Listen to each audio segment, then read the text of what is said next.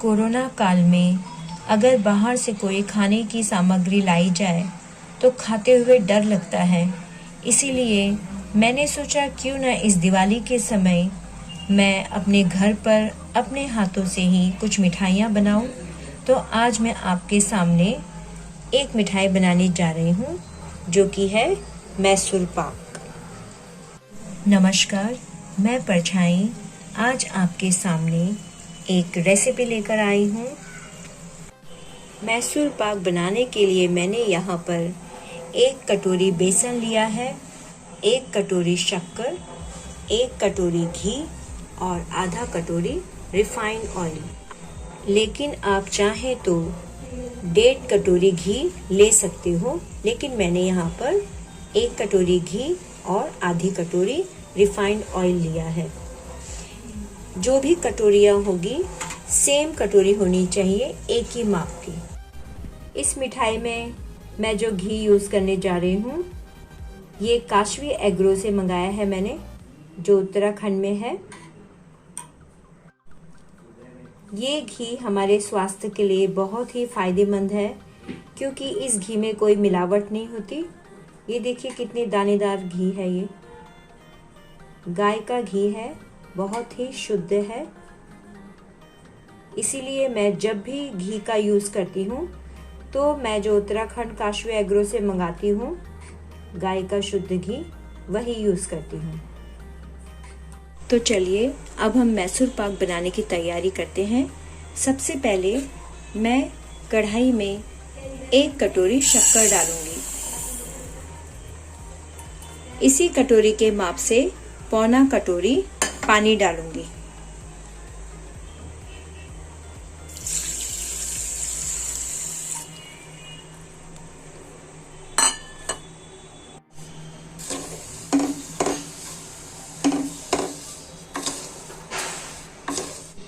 कढ़ाई में मैं 1 कटोरी घी डालूंगी और आधी कटोरी रिफाइंड ऑयल।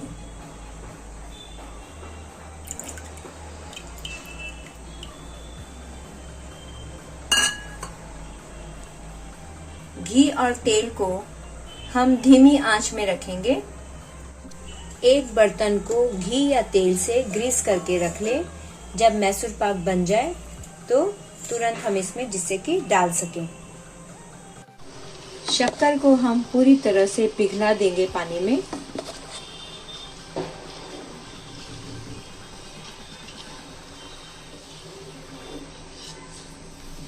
चाशनी में हम तार नहीं आने देंगे, लेकिन इसे थोड़ा सा गाढ़ा होने देंगे। उसी के बाद हम बेसन डालेंगे, हल्का सा गाढ़ा होने देंगे। एक तरफ हमारा घी पिघल गया है अच्छी तरह से। इसे धीमे आंच में ही रखना है और इसके लिए इस तरह की करछी ले लें। इस तरह की चम्मच लेना है जो कि आपको घी डालने में परेशानी ना हो। खुशबू के लिए थोड़ा सा यहाँ पर मैं इलायची पाउडर डालूंगी।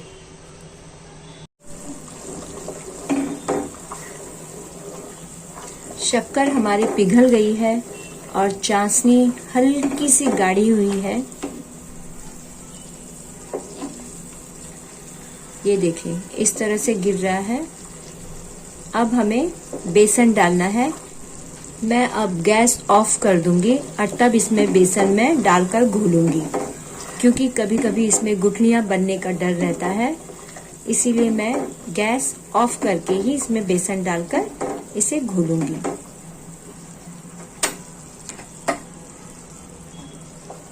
अब हम धीरे धीरे करके बेसन डालकर इसे घोलेंगे।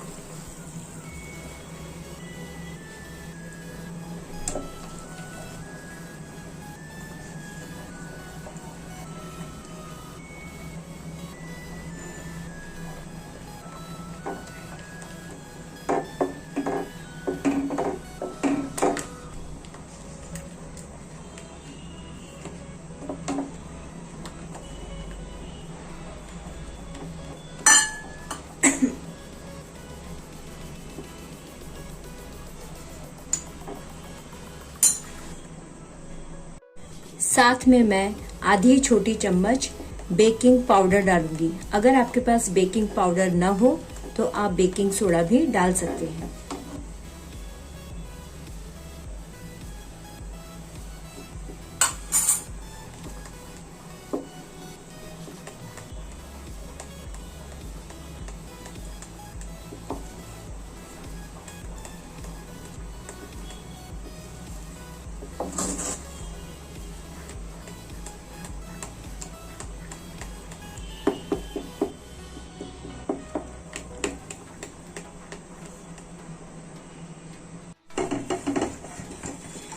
बेसन अच्छी तरह से घुल चुकी है चाशनी में।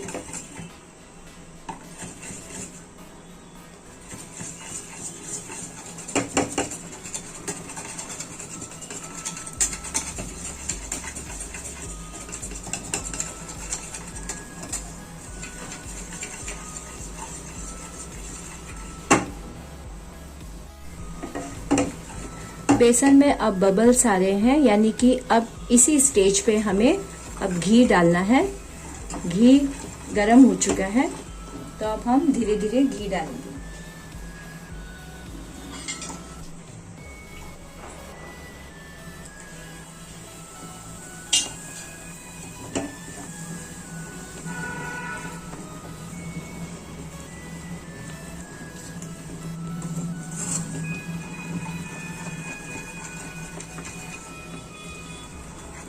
जब ये घी पूरी तरह से एब्जॉर्ब कर ले उसके बाद ही हम दूसरी कड़छी घी की डालेंगे।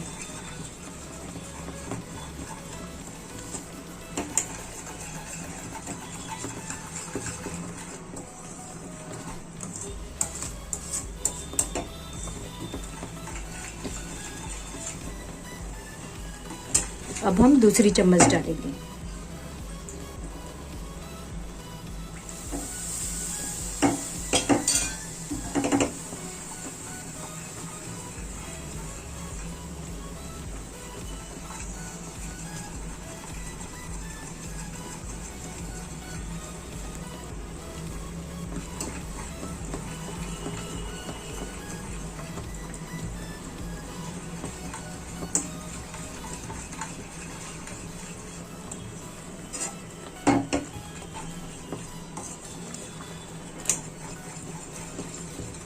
इसे कंटिन्यू हिलाते रहना है धीमी आंच में।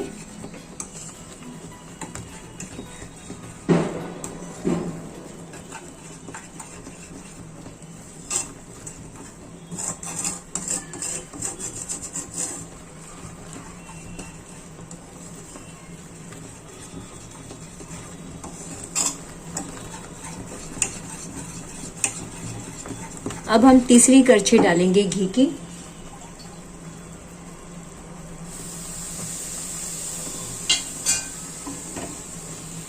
इसी तरह से हम तब तक घी डालेंगे जब तक कि बेसन को जरूरत हो, और अगर घी वो जब छोड़ने लगे तब घी डालना बंद कर दें।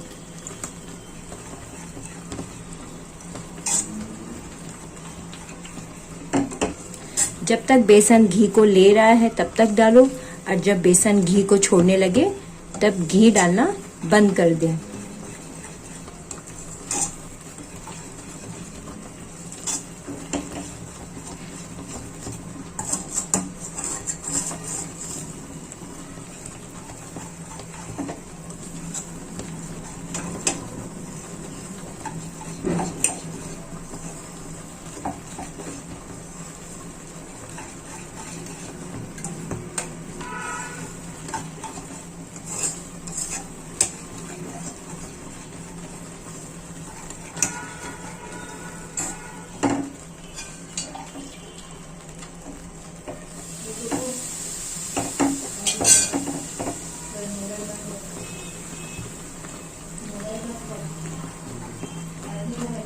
ऐसे ही इसी तरह से घी डालने पर मैसूर पाक में जाली जाली सी आती है जो कि अच्छी लगती है, और उसी तरह से जाली आना बहुत जरूरी है।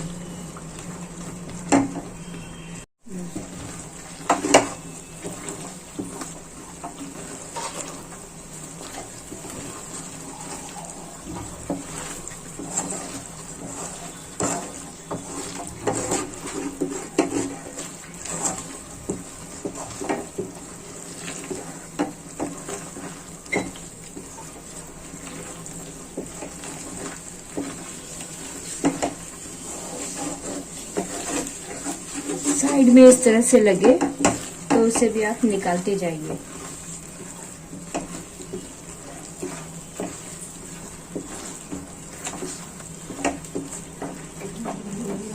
चम्मच को तले तक इस तरह से घुमाते रहिए, वरना वो नीचे लगने का डर रहता है।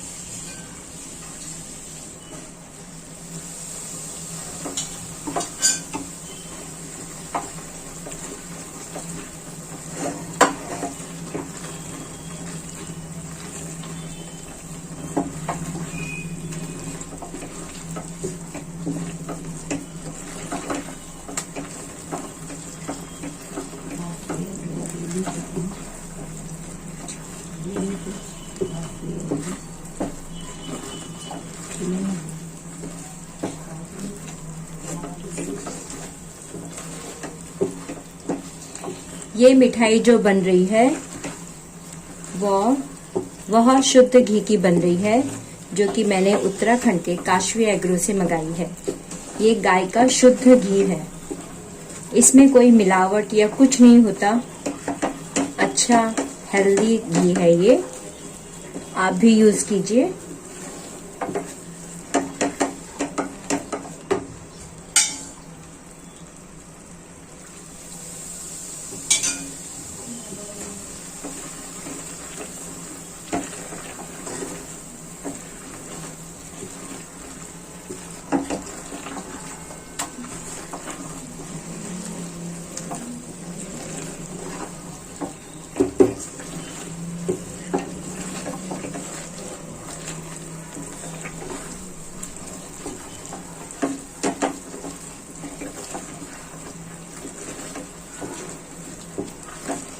देखिए बेसन थोड़ा सा फूल सा गया है।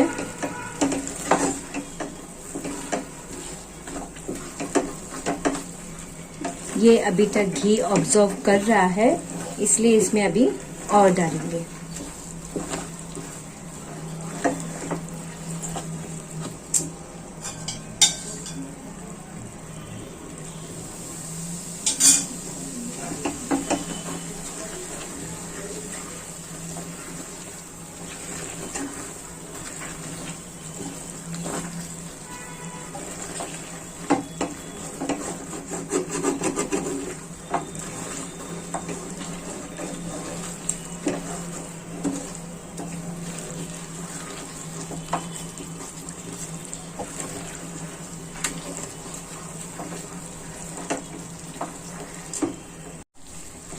ये हमारा मैसूर पाक बन चुका है।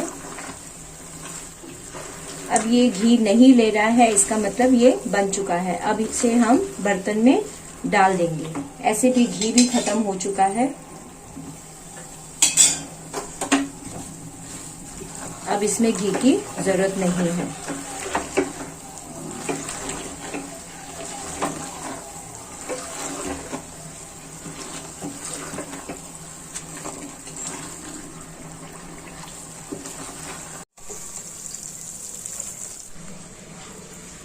ये देखिए अभी भी ये हल्का हल्का सा पक रहा है।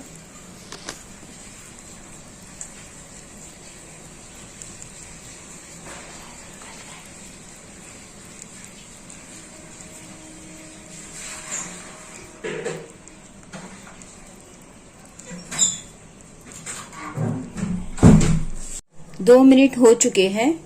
अब हम इसमें कट लगाएंगे।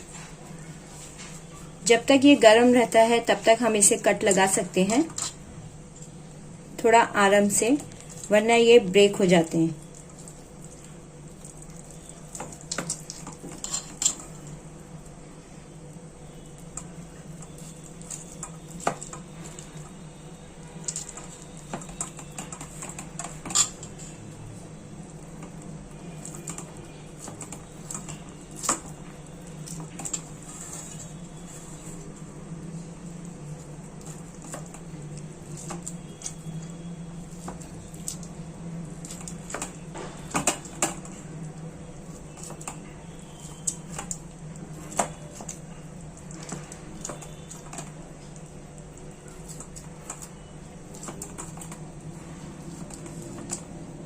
अब इसे कम से कम हम 1.5 से 2 घंटे तक इसी तरह से ठंडा होने देंगे।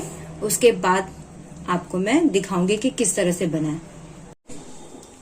हमारा ये मैसूर पाक देखिए पूरी तरह से ठंडा हो चुका है। अब मैं इसे आपको निकाल के दिखाती हूँ, बताती हूँ कैसे पकी है।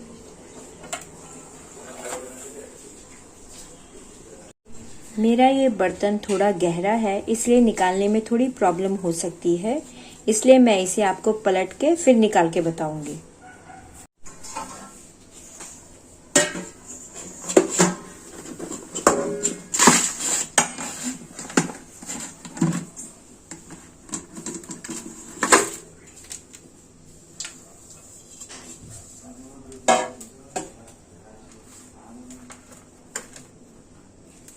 ये देखिए हमारा मैसूर पाक तैयार हो चुका है।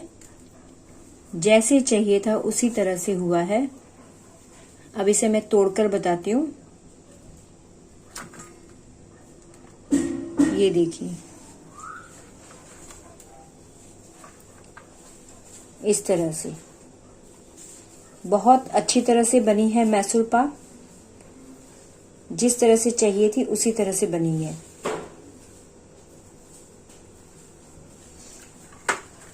मैं आपको दूसरा भी तोड़कर दिखाती हूँ। ये देखिए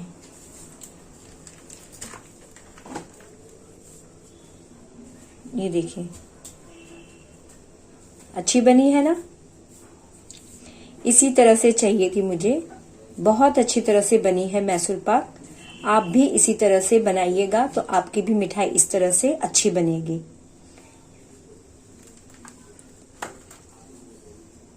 ये हो गई है तैयार हमारी मैसूर पाक की मिठाई। मिठाई बहुत अच्छी तरह से बनी है और बहुत ही टेस्टी बनी है। आप भी अपने घर पर इसी तरह से बनाइए। ये रही हमारी मैसूर पाक की मिठाई। देखिए कितनी अच्छी तरह से बनी है।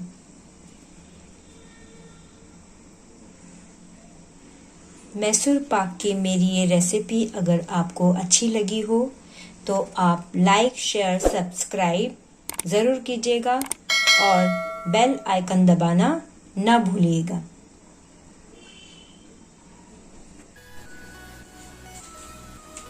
मैसूर पाक बनने की अच्छी निशानी यही होती है कि मैसूर पाक का जो बीच वाला भाग होता है वो ब्राउन होता है और इस तरह से जालियां आती है। इसका मतलब हमारी मैसूर पाक मिठाई सही तरीके से बनी है।